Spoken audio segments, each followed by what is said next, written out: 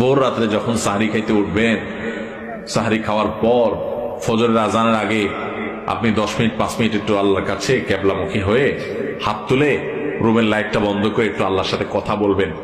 মানুষের সাথে বহুত কথা বলছেন, আল্লাহর সাথে একটু কথা বলে দেখেন। আল্লাহর সাথে কথা বলার স্বাদ আছে ভাই, অনেকে জীবনে একবারও এই স্বাদ পান নাই। একটু কথা বলে দেখেন।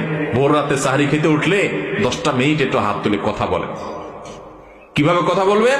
কথা বলবেন এইভাবে, ও আল্লাহ, কত গুনাহ আমি করেছি, কত পাপাচার আমি করেছি, মরতে আমার হবে, তোমার কাছে যাওয়া আমার লাগবে আল্লাহ।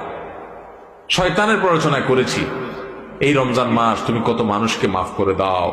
নবী করিম সাল্লাল্লাহু আলাইহি সাল্লাম বলেছেন, ওয়ালিল্লাহি উতাকাউ মিনান নার ওয়া যালিকা ফি কুল্লি লাইলা।